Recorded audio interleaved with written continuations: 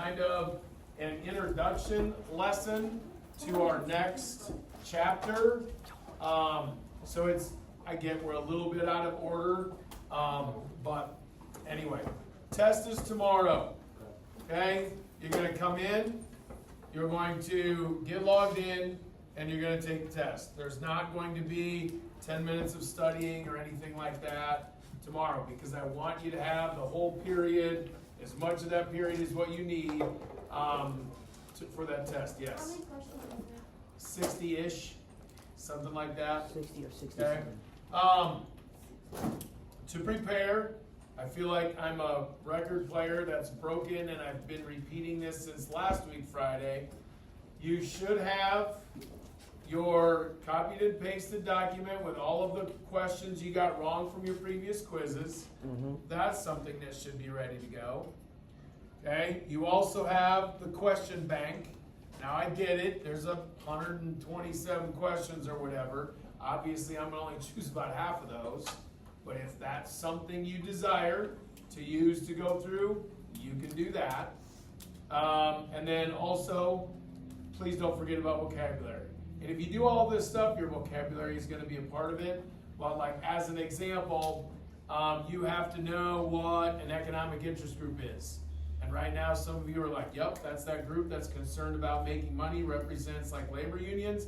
And some of you are going, I don't know that. Yeah. Okay, or you're going to have to know what a testimonial is. So some of you right now are like, yep, that's when a celebrity, is trying to convince us to buy a product or support an idea. Some of you are like, oh crap, I don't know that one. Okay, so with that, I'm done. Mr. J is going to be teaching you. He is, just so you're aware, okay, he is videotaping the lesson, but it's not intended to videotape you, okay? It's intended to videotape him and how he interacts with you, how you interact with the lesson and stuff like that. So this isn't anything that like, ooh, I'm trying to videotape Murdoch and then he's gonna go home and use CapCut and like make goofy TikToks of Murdoch. It's not that, okay? It's more, he's videotaping himself. Probably the only two people who see this are you and your professor, I assume. Hopefully, yeah. Oh. So it's not gonna go on YouTube, so Tank Tops, you're not gonna become famous because of this video. Kind of a TikTok dance. He's got you from here on out. All right, so please take out a scrap piece of paper. We're going to do a bell ringer, although link to the I bell. did a But TikTok dance in front of the camera. listen up. While you're doing that, I'm going to be passing out a package to you. Do not start doing the package and finish the bell ringer. Please and thank you.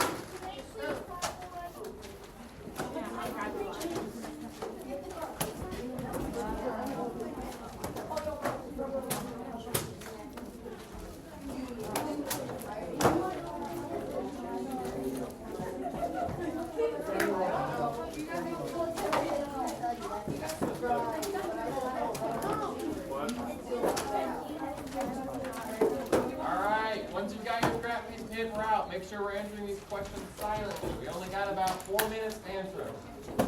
What does it mean to be a U.S. citizen? What do citizens do? And are there any expectations of citizens? Okay? These do not need to be looked up. They do not need to be extremely long answers. Just what you currently know about that question. Answer it to the best of your ability.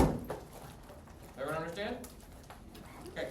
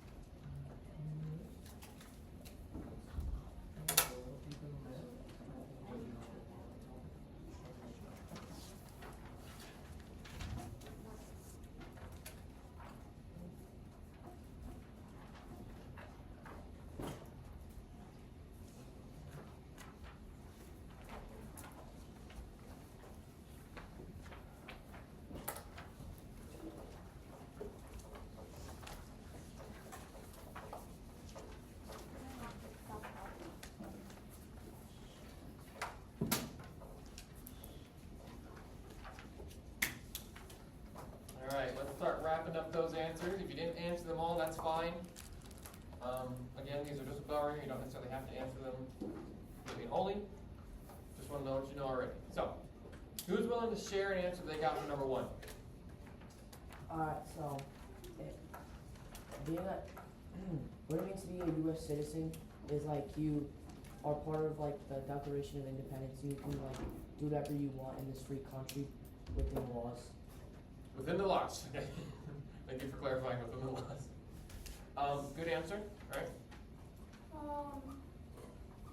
It means you're currently living in the U.S., like nowhere else. You live in the U.S., okay? You get them? Have freedom. Within the laws. You have freedom, stuff like that, okay? So then for number 2, what do citizens do? Back here in the corner. Join the workforce, law and laws, that stuff. Join the workforce, stuff like that, okay? Citizens pay taxes. Citizens pay taxes, that's a very good answer, yes. Citizens do pay taxes. Go on for 1, 2. Vote. Vote. You said vote already. Anything else? Oh, we didn't say vote. We said pay taxes. You're right. Vote. Sorry, my bad. Got a little tripped up on that one. You good? So, are there any expectations of citizens? Jump in there. Expectations of citizens are to follow the laws, Mm-hmm. vote, Vote. pay taxes. Pay taxes. Right. Yeah, very good. Yeah, it's one of those. Still got them? Citizens claim yes. Like, are there any expectations of citizens or you say yes? So, that's just our bell ringer. So again, these are just questions. I want to know what you guys currently know about the topic. It doesn't have to be anything crazy or elaborate like that. We had some really good answers, but we go to our objective for the day.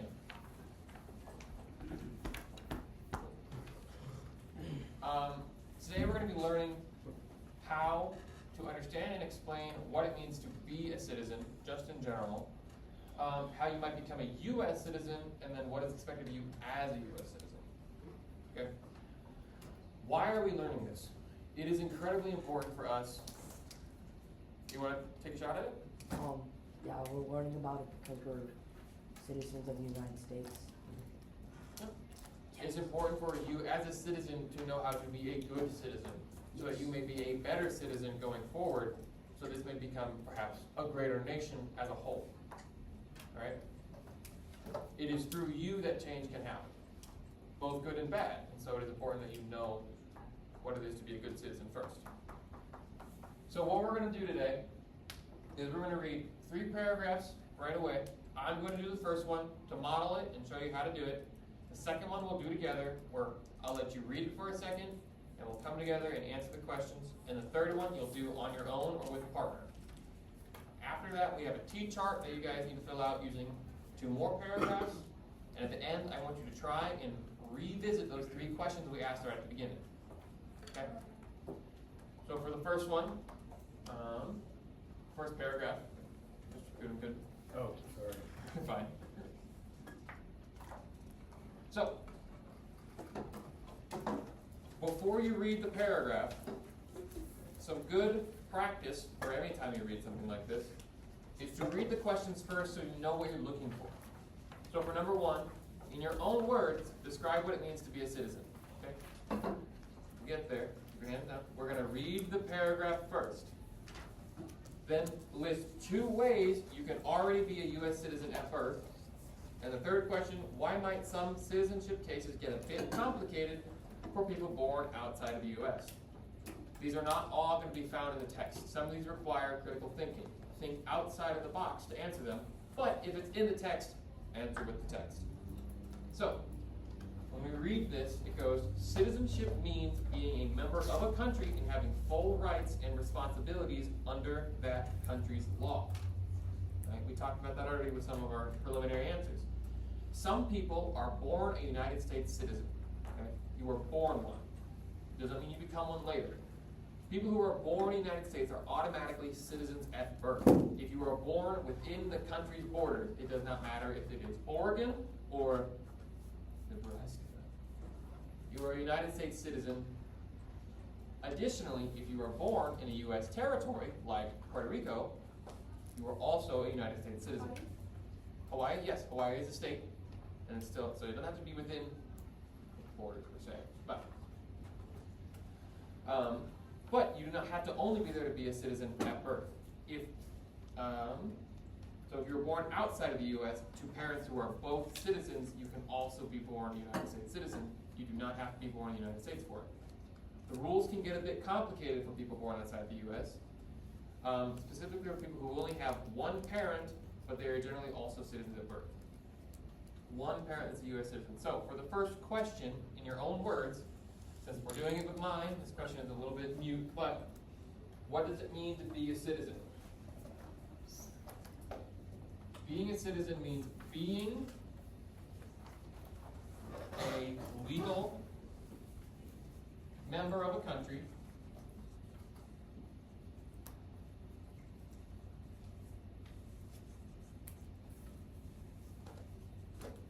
who has full rights under that country's law. Okay? Being a legal member of a country who has full rights under that country's law.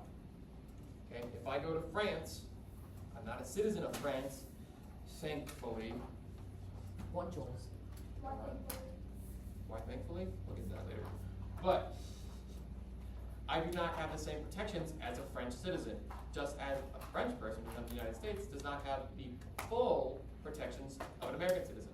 However, while you are in the United States, you are protected by the United States law and Constitution, but not the same rights are afforded to you. So, for number 2, list 2 ways someone can already be a citizen at birth. All right, these ones are in the text. You really want to answer this one, so go ahead and answer one of them. You were born inside this, like, inside the state or any of the other countries? The first one is born in the U.S. Okay? You are born in one of the 50 states or one of our territories, for example, Puerto Rico. So, for number 2, I'm supposed to okay, you got it? So which one is it? If your parents are U.S. citizens and you're born outside of the U.S., you're technically a U.S. citizen. Yeah. So, Carson. both of your parents are U.S. citizens.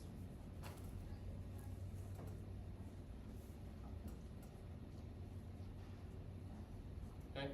So either you are born in the United States or you are born to 2 parents who are United States citizens. Got that? You write it down yet? You got multiple? Okay, good. Just checking. Okay, hands down for the next one, okay? This is one of those critical thinking questions. We said at the very bottom, but, and I'm gonna answer it, don't raise your hands, I know you want to, but why might some citizenship cases get a bit complicated for people born outside of the U.S.? Again, I'm going to answer this one. Yeah, guys. We have plenty of time for the next question to do that, but why might it get complicated? Only one parent is a U.S. citizen.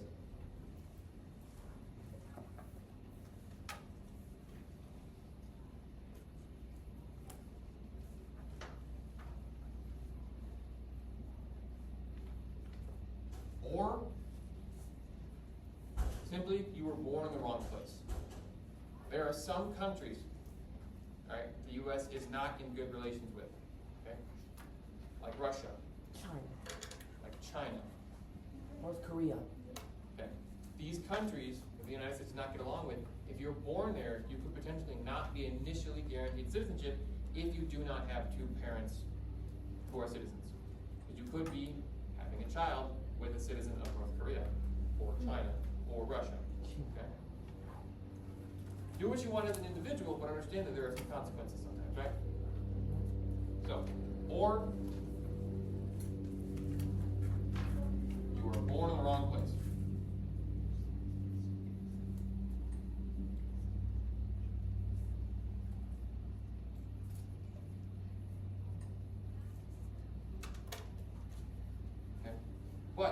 like it said in the text, generally speaking, you can get your U.S. citizenship even if one of your parents is not a U.S. citizen. But remember, there are some hurdles you have to jump through. And that's going to be talked about in our next paragraph. So, as you finish up writing for this one, go ahead and flip the page and go to the next paragraph. Start reading it on your own. Okay?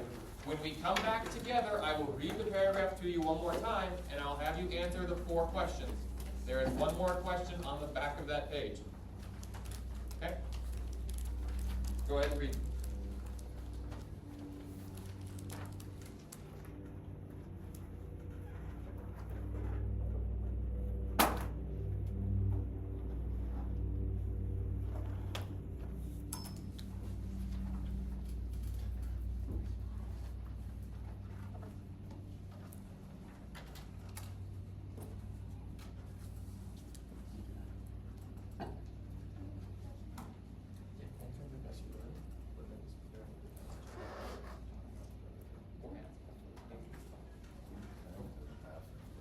Yes, you can answer the questions as you find them, if you like. Just leave a little space in case somebody says something maybe you didn't catch or you missed, so that you can get that information.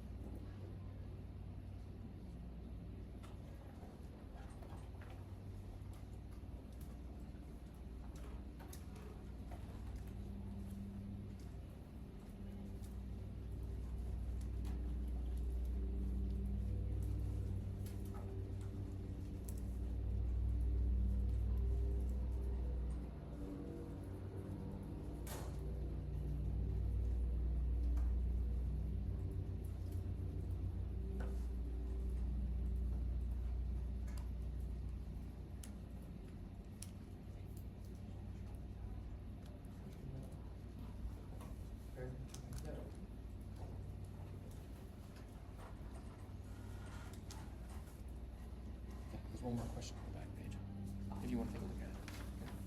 Or, yeah, there. Don't forget, there's a 4th question. All you got to do is turn the page to the next one. What? We spent enough time. Looks like you've all at least read the excerpt. So let's go through the questions really quick. And I'm going to call on you now to take answers, okay? So, but first, let me read it.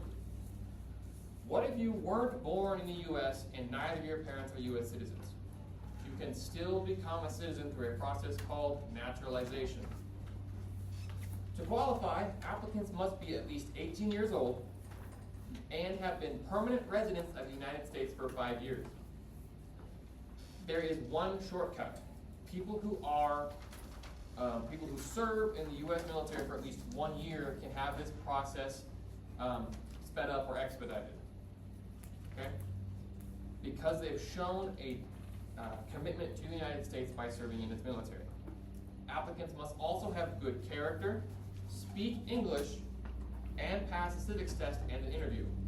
As a final step, they must take an oath of allegiance, swearing loyalty to the United States and our Constitution. Okay? 1 second. One thing I want to point out, that civics test, Mr. Kuhn has informed me that you guys will be taking it later this year. Oh, man. Right? So let me explain what that is actually for you.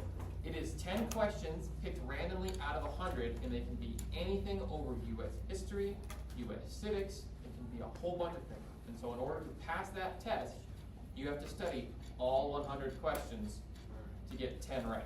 And you have to get all 10 right. It's all good. It isn't like, I passed with an 80, I got a B, I'm cool with that. Gotta get all 10. Otherwise, you gotta take it again. But, that said, question 1. What is the process called for someone who becomes a citizen later in life? You have been waiting. Yep. Naturalization is the process. You got it. So naturalization, that's the answer to number one. You got that? It's bolded, it's in the paragraph. You can see it there.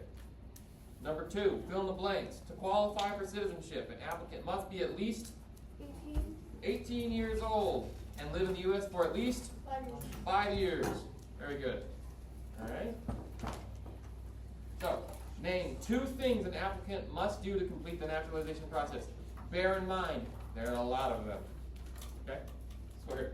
Speak English. Speak English. You must be able to speak English first. It is incredibly important. So make sure you got these things written down in there, okay? Speak English is one of them. Who's got another one? Pass the civics test. That is arguably one of the most important ones. There's a third one I really want people to know. Okay, make sure you got at least 2 of these written down. Okay? Have good character. Good character, okay, that's it. That's one of them. Hold on, you gotta go.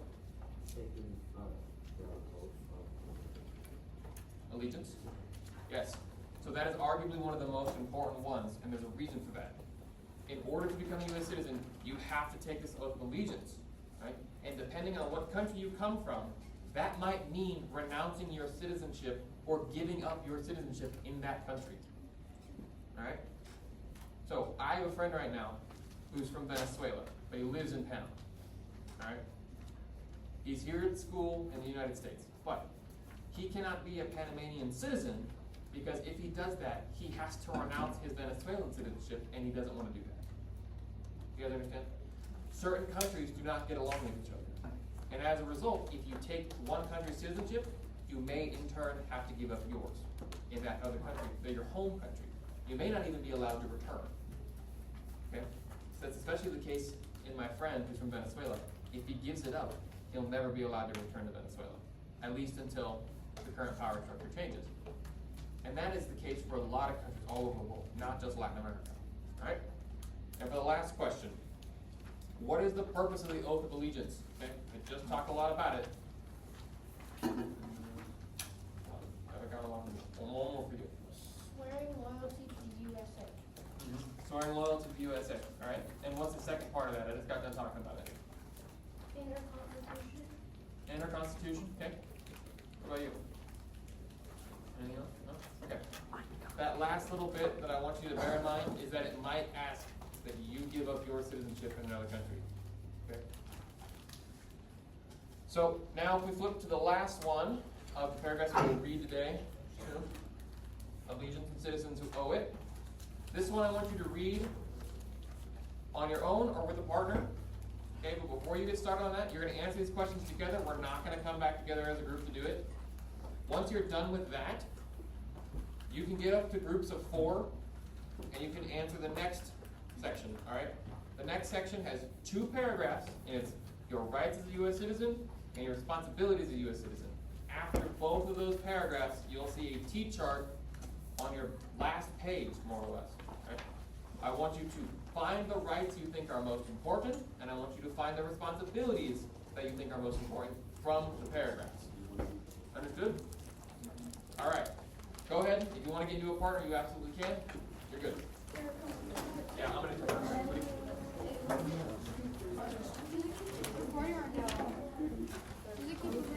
We'll see. Yeah, it should be.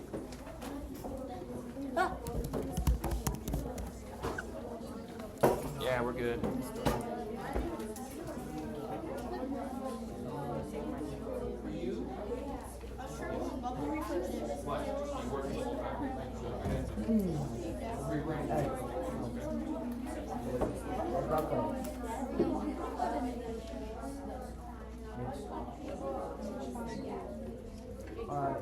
If you have questions, just raise your hand. I'm more than happy to come over and help you, okay? Citizens only. People who go through naturalization process are the only ones who must be loyal to the United States. All U.S. citizens owe allegiance to the country. Treason, the act of betraying your country. The U.S. Constitution makes this crime punishable by death. People who are born citizens may not think of allegiance as much as preparing to take the oath. You probably remember a time when you said the word maybe this morning. Americans often say the pledge of allegiance to show loyalty to the United States, flag of the nation it stands for.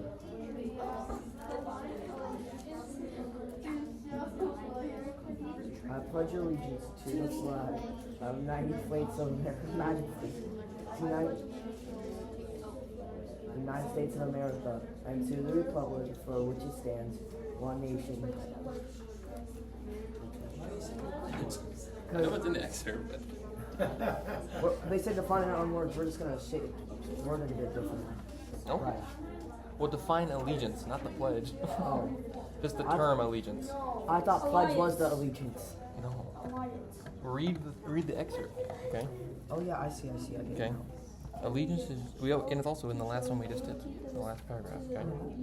Oath of allegiance, loyalty to the United States. Alliance. Allegiance. Allegiance. Allegiance. Oh, So Adds a G. loyalty that's my to own word of the allegiance. United Alliance. States, U.S. flag and the nation it stands for. Yep. Keep answering. Alliance. Alliance with. I just read the answer. Oh, they said define it on our own words, not the experts' word. For you. You're a shark phone.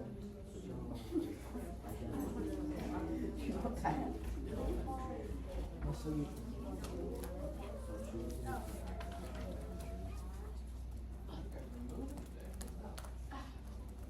Over here.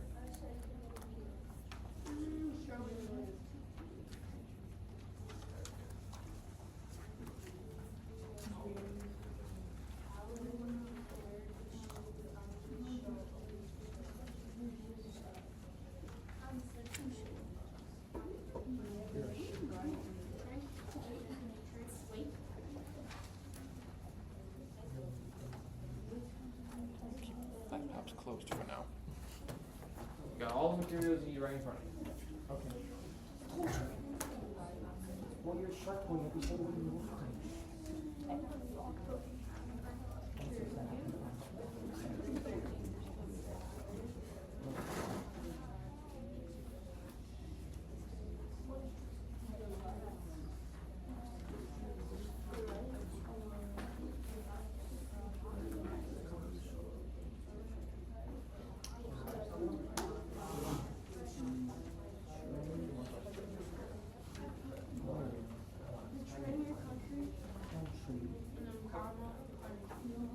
See, we're so smart, Carson.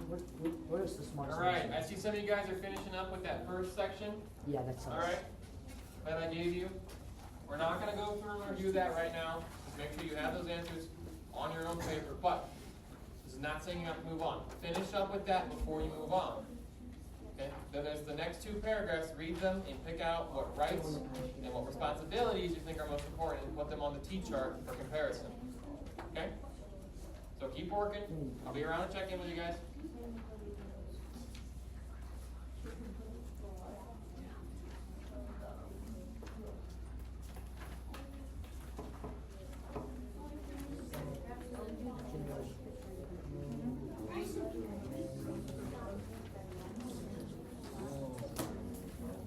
Oh, we're so smart. We finished with the first one.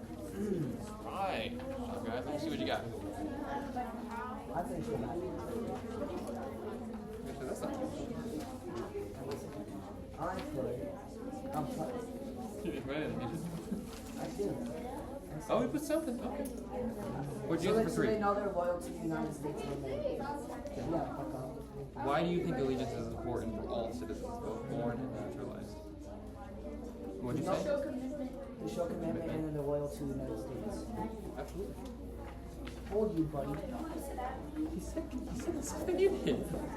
Then what'd you say for three? How do Americans timely show allegiance to the country? The pledge. Yeah. The pledge of And if allegiance we, to the flag. we don't need to do it again, we did it this morning already. If we have time at the end of class, we'll talk about the pledge really quick. Something you guys probably don't know. Alright. Okay. If we have time, we have every time, if we have time, we're going to tell you guys a little bit about the pledge and why we do it. Okay? It's not just because we go a little bit more complicated than that. But, sure, but again, there's a bit of a story. If we have time. And if not, maybe you'll find out later. But, go on to the next section. This one right here. Okay. And honestly, the best way to go through it is read through and find the right, underline them maybe? You don't need to write the whole sentence. What do you Don't make him do your work. Come on. What do you Well, then put them down on the T chart. I told you that. What, do you think there was just extra papers because I thought they'd be fun? Go ahead. You're so smart. Let's do it. The U.S. Constitution and the Bill of Rights. What's up? What are we doing over here? Show me the chart. Okay, I got it. Press assembly invitation. That means you can share your opinions or practice your faith and practice. Gather concerns others and ask the government concerns unfair law. You also have the right to have a male child if you are accused of a crime of protection against others and choose by the government. Citizens have the right to call an election and run for public office, or to the city council upon which you are present. You travel freely within the country and you have the right to privacy and security. No matter your background, some rights belong to all people in the state. You have plenty of time right now, so we can do it like not yet. But if you guys want to right now, and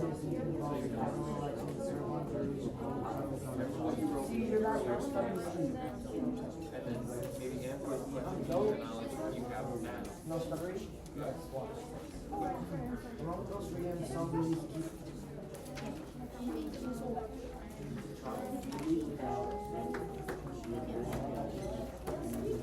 Along with those freedoms and some duties that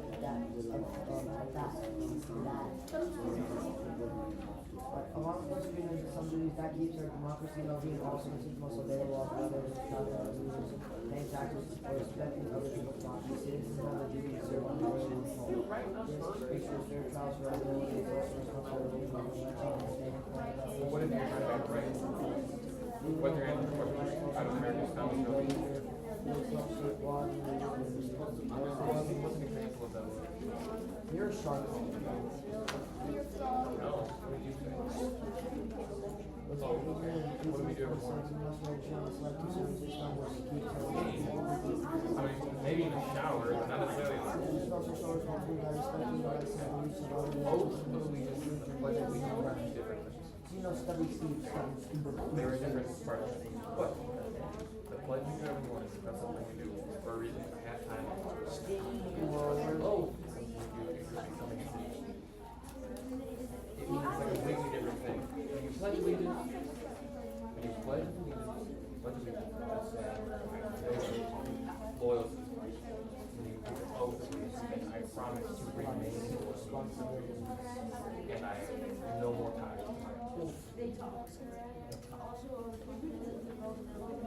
Keep working, and then double that, move on to the next section.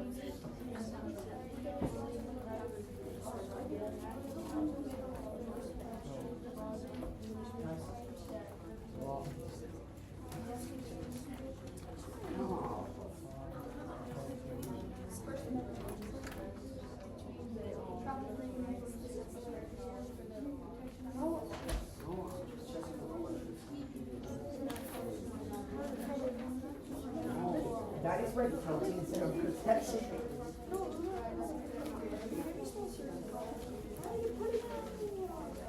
It's not protein and protection. You need some protein. Okay. We're gonna wrap up here really quick, so everyone please return to your desks. Back to your seats. You suffer bullshit. You're a shark pony, a shark frog, a shark everything. You're a shark. You're a shark dog. You're a shark frog. Oh, she like. How did this come back up? Hey, water, spray me, spray me. All right. Enough of the spraying me thing. I love getting Weird. sprayed by water. Okay. So, I know some of us didn't quite get to the T-chart section, but really quick, who can give me an example of a right? First Amendment, which is freedom of speech.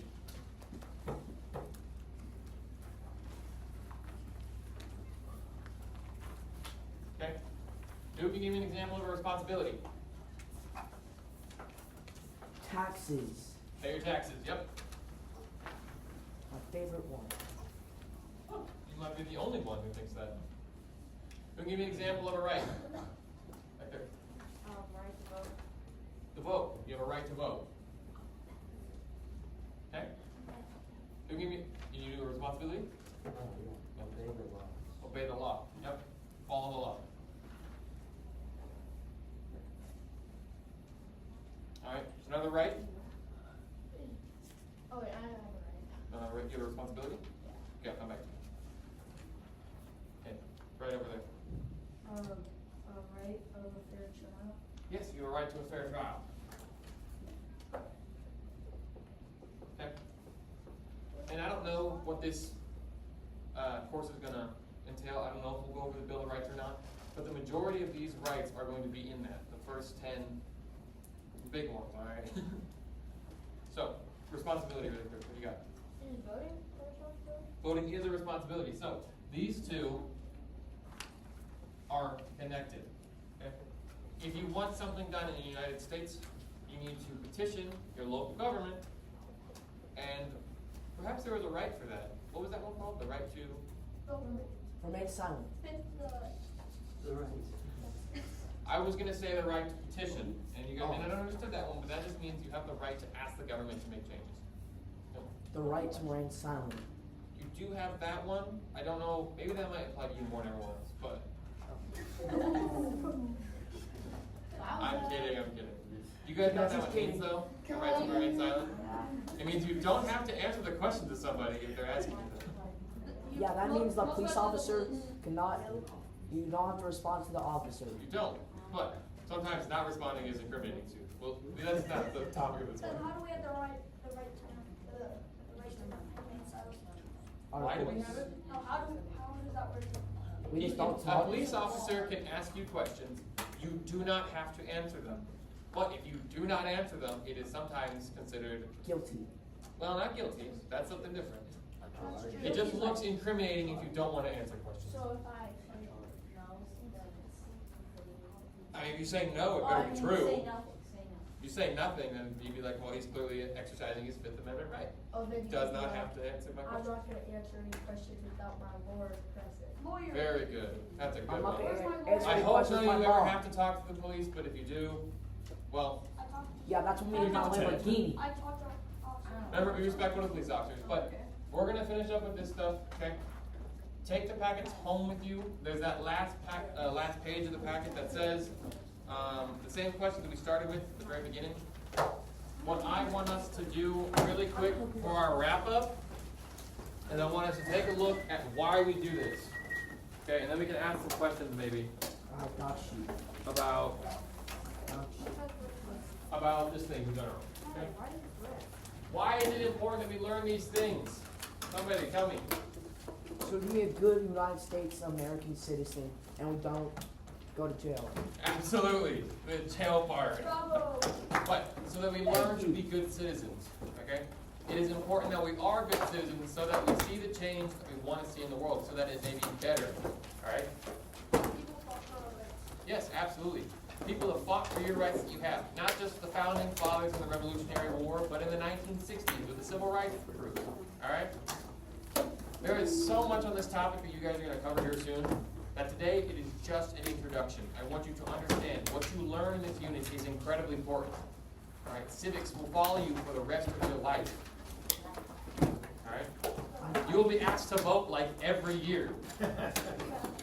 Hey, You don't don't forget- have to, but it's one of your responsibilities to vote, so that you see the change you want to They see. should pay people to vote. If they don't want to vote, they should pay the people Then you to get the vote. day off of work usually. Oh, You get paid to go to work to not work.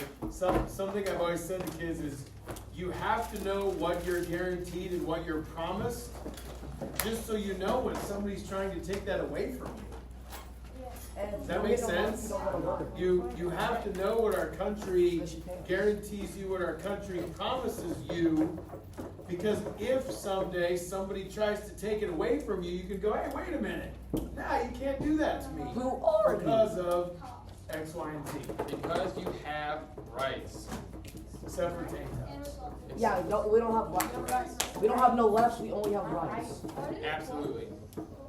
Two lefts don't make a right. We think. But two rights make a Rights don't right. make it wrong. One thing I was going to share with you guys, if I had time, I probably don't, but the Pledge of Allegiance. To the To the flag flag. of the We United don't need to do it. We don't need to do it. But why do we do that? Long, long time ago. All right, 1800s. We had this thing called the Civil War. Those of you who heard of it? The nation split in two, North and South. They fought for a long time over it. It was a bad deal. Okay? What we're doing every day when we do that Pledge of Allegiance is we were reminding ourselves that we will never again divide ourselves. Okay? We will never split ourselves up like that again. Because we are not one state. We are 50 united ones. Okay? You must cooperate with those around you. And every day you do that pledge, you're just reminding yourself, we are not one state. We're not France. Oh, We're not France. So, if anyone's offended by my French comments, I do apologize. Oh, No. I am not. You're French? No. Okay. You got a question?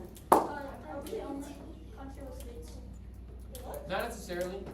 Some countries do have a state system, but they're usually called provinces. For example, like in Canada, there are, I think, like 5 or 7 provinces. And each one of those functions similar to a state where they'll have a form of a capital, and they'll have their own government, but things like that. Hey, that is the best class of the day. See you guys. Thank you so much for your cooperation. I still got a whole lot of lessons to teach you guys later, and I'll still be in the lesson like that until probably. You want him to teach all day? Tomorrow? Tomorrow? What? That's offensive. Jeez, Nehemiah. What the heck? Are you saying I'm not cool? No, you are.